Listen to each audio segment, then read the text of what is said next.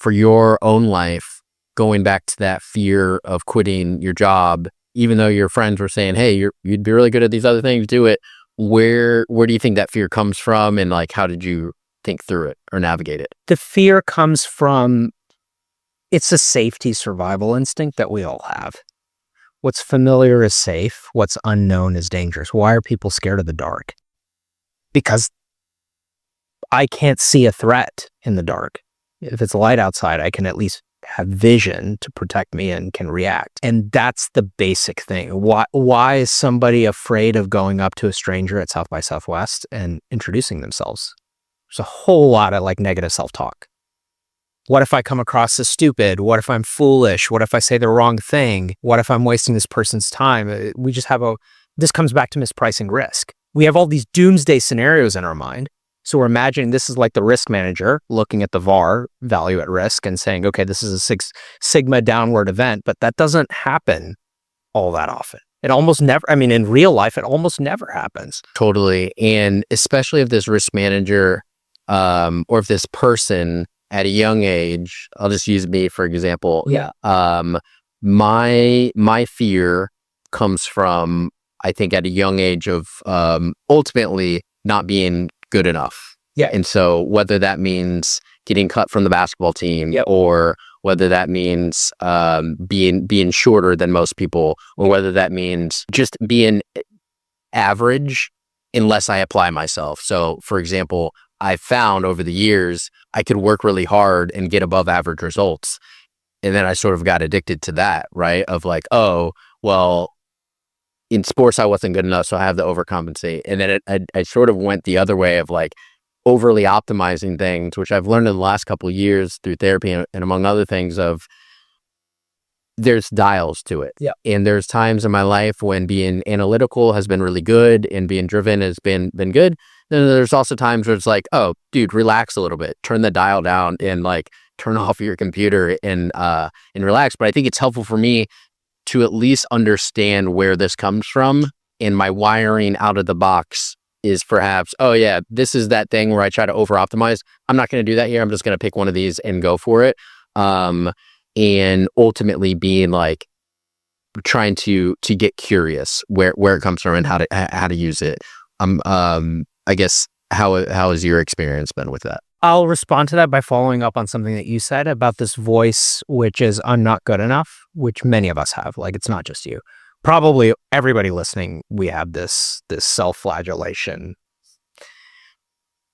I don't want to demonize that voice. That voice is also part of our psyche, and it's trying to help. It just has a skewed perspective of the world. So this is a post I wrote. I can't remember the title of it, but I said, imagine that negative voice. I'm a lawyer, so I think about sometimes things in terms of narratives and courtroom context. Our true self is like the judge. And it's harmful when only the prosecution gets to make a case, the negative self-talk. And what I challenge readers to do in that post is said, okay, well, what if this was a courtroom and you know that you had the prosecution on autopilot saying criminal, murder, all that kind of stuff, all the negative stuff. What if the defense got to present a case? What would it say?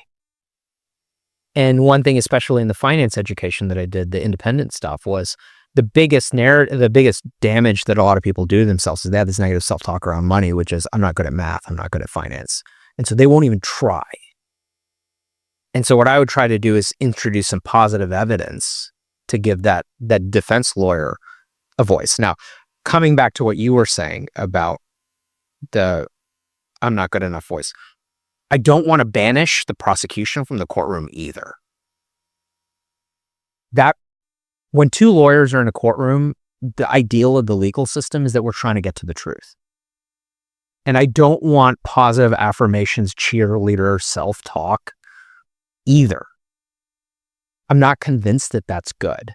What I want is for me, to be wise enough to listen to both and take the counsel of who's the correct counsel in the right moment. I love that so much. I haven't thought of it that way. And I agree. There's actually research that shows the positive affirmations in the mirror does way more damage than it does good, because your brain, it's not dumb, and so it's basically telling yourself this lie that you know isn't true.